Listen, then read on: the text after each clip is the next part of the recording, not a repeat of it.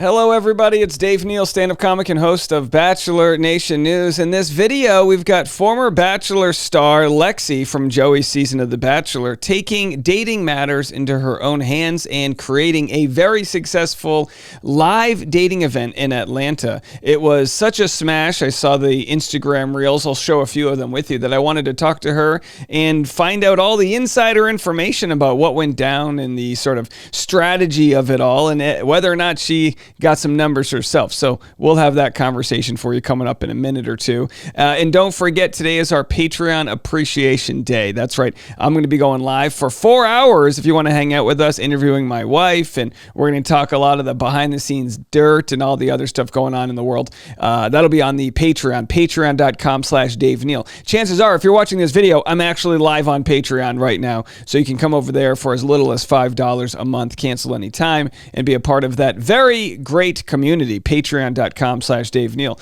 So I got sent this reel and someone said, you got to cover this. This is Lexi Young. It's great what she's doing. So of course, Lexi was a real contender on Joey's season, knew that her timeline wasn't going to work out with his and was like, yeah, I don't need to waste my time here, which is kind of what dating's all about. Finding out if you're right for someone and not wasting your time. Anyway, here's the reel that first got my attention about this live dating event called Hot and Single.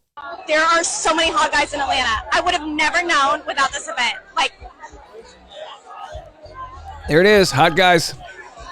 They all look like they look like they're Tucker Carlson's nephews, but that's okay. Hey, it's Atlanta. This is how people dress. So I came here because I was recommended by a friend, and... All right, so we get the point. They're all cute people out there doing their thing. They have to get nominated. This is what makes it interesting. You have to get nominated if you're one of the guys, which is nice. Hey, you need someone to vouch for you so you don't have that creepy friend show up who breathes too heavy. You know what I mean? Either way, Lexi took to her Instagram to offer how surprised she was at the level of success that the event had.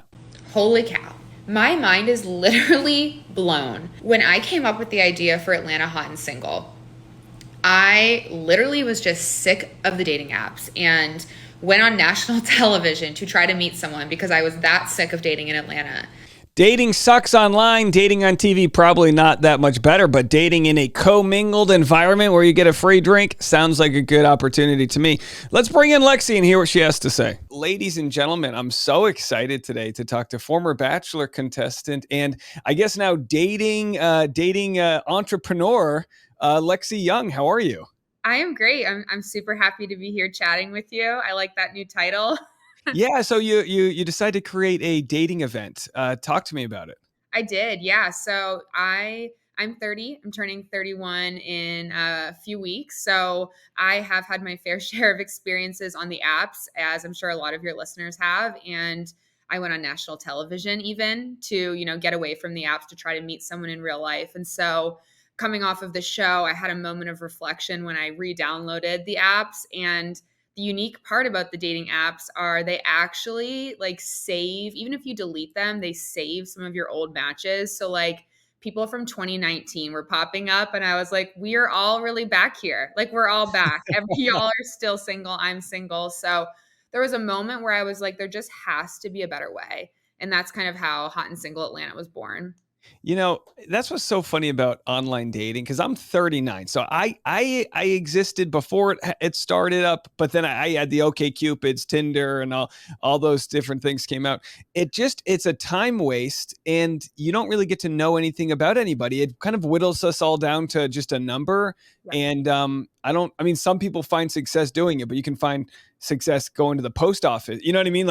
You can find it anywhere, but as far as thinking it's not like a lot of effort that goes into it, I guess. Yeah, for sure. And it's such a great point. My mom will be like, well, I've been to Hinge weddings. And I'm like, okay, there can be success stories. And I think that's awesome. But it is very hard when you work full time. I'm working a full-time job, trying to balance social media and then keeping up with all these conversations just based on someone's picture. It's exhausting. Yeah, I met my wife on a bus. So I love that.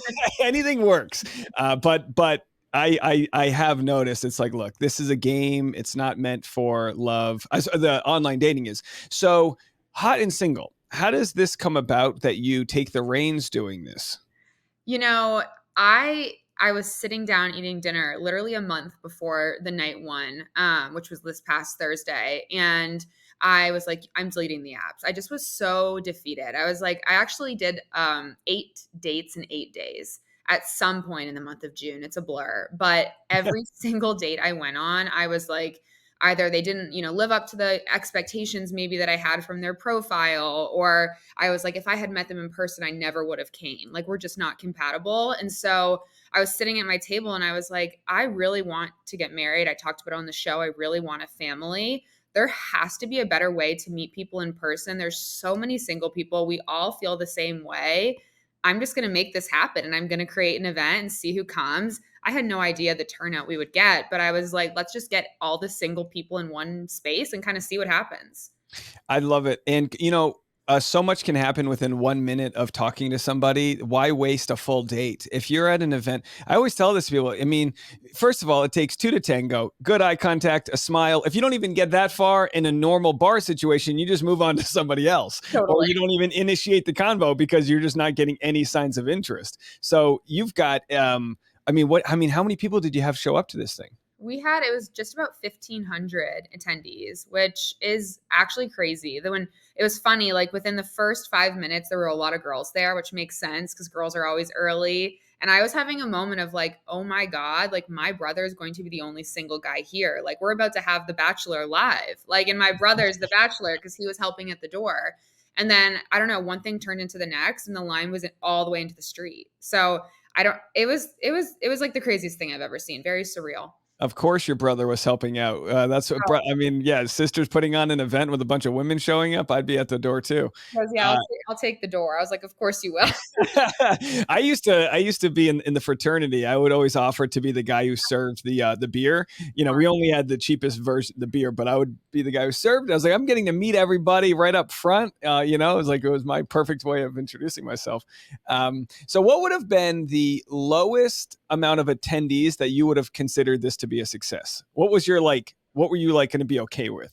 That's a great question. I had a lot of people ask me that the day of, and I was like, if I have one couple that goes on a date from this, I will be so happy. And I'm I am single. Since the show, it's been challenging, hence why this came to be to date in Atlanta. And so I wasn't really even looking for myself. Like I was more just like, let's bring everyone together. And if I can get one couple out of this, it'll be a success. So I didn't have a number, but there was no way. I mean, I thought maybe 50 people would come. So and then the craziest part now is after, right? And so it's caught on and everyone wants this to come to their city. And I'm like, how is no one doing this? Like, it's one of those kind of light bulb moments where I'm like, okay, there's something here. I think it's just hard to get the ratios right. Like in the past, I'm sure people try it out, but it's just like, the format's always been weird. And it's like, all you really need to do is provide a place for single people to be, maybe some alcohol, some sponsored, drinks or whatever. And then just let people was there any catalyst during the event to get people talking, or was it just get them there? Yeah, it's a great question. So I went back and forth a million times because like, if you go not way back, but like there used to be speed dating before the apps, right? And so like where you'd formally sit down and have a couple minutes with each person. And I thought about it for a while and I was like, I don't know if I would want to do that. Times have changed. It doesn't have to be so formalized. So I wanted it to be more organic. So it was truly a mixer where people were just mingling. But when you came in, everyone got 2 cards that were the size of a business card, and it had a place to write your name and phone number. And so you had to give out those 2 cards throughout the night. So like I would walk up to guys and they're like, I have 10 cards right now. Like I'm on such a high. And it's kind of nice to have it on a piece of paper versus like everything being so digital. And it's, a little less pressure to walk up to someone and just say like, here's my card.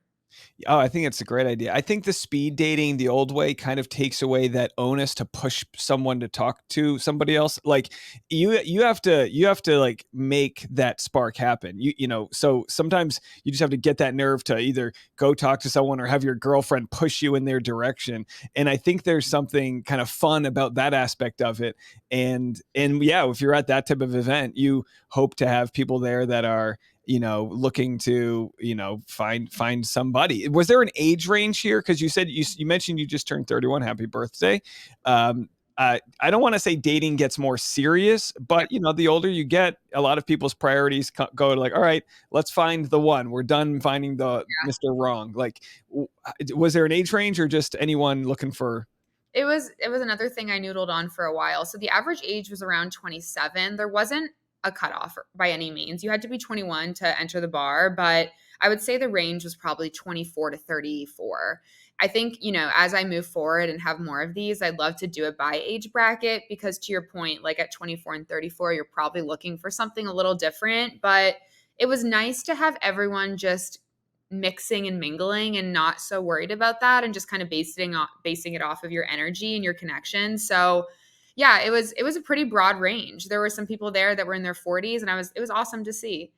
Now, Lexi, give the people what they want. Did you get any numbers? Did you get a date out of it? What's his name? Tell us about it. I got some cards, I'll say. I was really busy, obviously working the event, but I definitely got some cards. I was really impressed. I think we get so I guess it just you feel like really beat down swiping through the apps. You see the same people, and there were guys there that I've never seen in my life, and they were so nice, so nice. So yeah, I'll definitely be going on some dates from this myself, and I've had a lot of people message me that they went on dates this weekend and they already have a second date just because of the event, and that's such a win in my mind. Now, just to go back to The Bachelor, for those that don't know, you were in control of your story on the show. I think I'd put it that way, at least from the viewer. You were like you knew what you wanted, and you were able to have like kind of tough conversations during your season. Is that something that you've grown to know what sort of questions to ask and know what your boundaries are? Have you always been that way, or is that something you've learned over time? Definitely learned over time. I think, 5, 6 years ago, I would accept a lot less. And, that just probably comes with dating in your early mid 20s versus dating in your 30s. To your point, you're looking for something a little bit more serious. But, my past relationship, I talked about it on the show. A lot of my health issues and infertility came to a boiling point at the end. And so now as I move forward in dating, I want to make sure that from day one, we're on the same page just because I don't have time to waste. And, you saw that happen on The Bachelor. What's looking at a Venn diagram here? Bachelor versus Hot and Ready. Did I say it right? Hot and Ready. It feels like a Little Caesars commercial Yeah, here. it does. You got to get Little Caesars to sponsor this. You guys can make a fortune. I like where you're going with that. So what's the common ground here as far as like it's similar to a cocktail party on night one, but obviously Yeah. not one man with 30 women. So what's the comparison like? Yeah, it's funny. I actually did for a moment feel like it was a giant version of night one because it was so many like smart, attractive, cool people in a room. And it's funny, like there were certain guys that had lines of girls like waiting to talk to them. And I'm like, do I need, can I pull you aside for a second? Like, can I steal you for a second? It was kind of giving me flashbacks to night one at the Bachelor Mansion. But I think the part that's unique and cool about this is that it was a 60-40 split. So 60% woman, which I think that's impressive. It's hard to get guys out of their house to do anything. Your next one will be 5,000% more men. Yes. I think every single guy in Atlanta that didn't come was like, that was a miss. But yeah, I think it was nice. Like obviously The Bachelor, you're all going for one person, right? Like at Hot and Single, it really felt like there was someone there for everyone, which is why it's like taking the concept of something like The Bachelor, which obviously works, and bringing it into the real world. Yeah, and if like we were saying, if one conversation isn't the right fit, you go meet somebody else. I've always thought, even if you have a great conversation, keep meeting people. It's like you don't know which one is going to take a route, and I think that's the biggest problem with online dating is we almost like paint, we paint everyone. That everything we don't know, we kind of paint into the direction of what we want, not what they are. And sometimes that's just not who they are. And you're like, oh, I kind of just imagine them to be this Prince Charming, and they're really just not that guy I liked in real life. But at least in real life now, you get to really trust your intuition, I guess. Yeah, for sure. And I want to like sit down with some of the people that went on dates and were successful from this and understand exactly that. How many people did you talk to that night to get to that person, right? Because like scheduling a Hinge date or a dating app date and going on it is a lot of work. Like, and it can take weeks to meet 8 people, right? We only have so much time to go on dates. And so it felt like this was an expedited way to like move through tons of guys at once and have guys move through tons of girls at once. I love it. And what's something you're going to improve for the next time? Like, did you notice like something that you could have done better as far as just the event is concerned? Yeah, I think so. Yeah, I'm taking all the feedback from everyone. I think it was a little overwhelming for people that were more shy and reserved. So trying to figure out how I can have spin-off events that are a little bit more intimate for those individuals, and then obviously having the large mixers too, but having a variety of different events.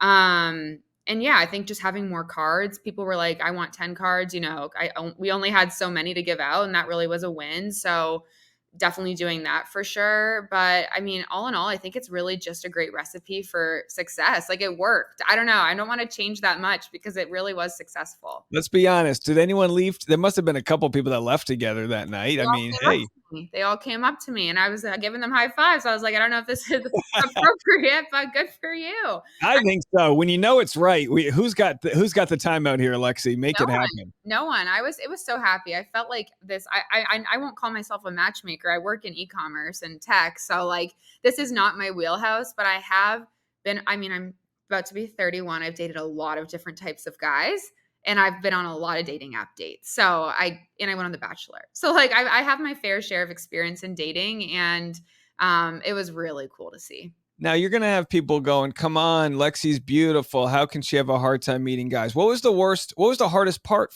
following the show, as far as meeting guys, and or is it just the same old situation you had before the show? It's hard. It's a whole new layer now. I think a lot of people are more aware of my story, which is a good thing, right? But I think I've proven that I'm really serious about finding a husband and finding someone to have a family with. So it kind of weeds out, probably people that I didn't want to waste my time on anyways. But that's definitely a factor coming off the show. I think I lived a really private life before. I was private on Instagram. I think I had like 500 followers. I was posted once a year. So I think now just being so public, trying to find someone that can fit into that for the right reasons and support me through this crazy journey. But yeah, it was intimidating getting back out there. I mean, Joey and I had a strong relationship and it took time to heal from that, but I'm definitely ready. And I hope through this or whatever it is, I can meet that person. I think the world we live in is all about creating opportunity, and you're creating opportunity for yourself and for others. But it's tremendously good karma to have such success when you're with your first go ahead. I mean, look, I've run events. You fail for a while till you figure it out. You bought the wristbands I saw in your reel, Oh yeah. hoping you would have enough for a few. Like, how many did you buy? And It's so crazy. I really can't believe it. But I bought 600, which I thought was crazy. But the company that I bought them and made them with, there was a deal if you got like 200 extras. I was like, throw them in and we'll save them for next time. And when we were laying them all out, I told my brother to keep the box because I was like, I think we'll at least have 300 we can use for the next event. And we ran out of wristbands in the first 45 minutes. then it's just a free for all. Like, get in here and party. Pretty much. And that maybe to circle back to your question on what we could improve, like I think the check-in process and all of that, it's just the volume of people with, like you said, planning events it's not an easy task. Oh, it's like you just threw a wedding, it seems like, or a big wedding, really. Yeah. I mean, And what I will say was the winning recipe of all of this is the nominations piece. So the way that I structured the event was for a guy to come. He was nominated by a woman in his life, and it really did provide a great pool of guys. So we will definitely be doing that again. oh, that's a really smart idea, just to have a little bit of a barrier to entry, just to make people feel like they're not wasting their time, it seems. Yeah, and we got thousands of applications. It was crazy. How fun. So Yeah. what's the process for scaling up? Like, what do you even do next? You had this super successful event, and Yeah. like, yeah, how does it go now? That's a great question. And I think for me, it's taking all the feedback first and foremost and making sure that we listen to everyone and give people what they want for the next event. But I think, like I said, the recipe's there. We don't have to overcomplicate it. It's really just about bringing single people together in one space. And I'd love to bring it throughout the summer into a few cities that are near Atlanta, like Nashville and Charleston and Charlotte are on the list. And then just see where I can go from here. But Well, look, I'm politely taken, but I want to. If you're in Nashville, I want to stand outside and just see who's going and leaving. I want to. please. Yeah, you can bring the little one. Yeah, exactly. It sounds so exciting. Just will you keep in touch with us and let us know how it goes? And of course, we'll let our audience know when you're in their town. But it sounds like you got a winning recipe here. For sure. We'll let you guys know. I think the fun part for me is in a month or so hearing any success stories, like couples that actually came out of this. So yeah, we'll have all of that on our Instagram. So definitely follow along. But yeah, it's exciting. Well, congrats again. And hopefully we'll be hearing some of these success stories soon. Thank you. I appreciate it. Well, thanks so much for watching this video. If you want more entertainment and pop culture news, I've got it for you on the podcast, The Rush Hour with Dave Neal. Every morning and every afternoon, we have bite-sized episodes, about 25 minutes long each, and we give you all of the content you need to know for the water cooler. Entertainment news, pop culture, viral TikTok videos, and just a little scotch of politics, just enough so you don't sound stupid when your boss asks you who you're voting for. Okay, that's it for me. Again, go to patreon.com/Dave Neal if you want to be a part of our Patreon Appreciation Day. We'll see you then.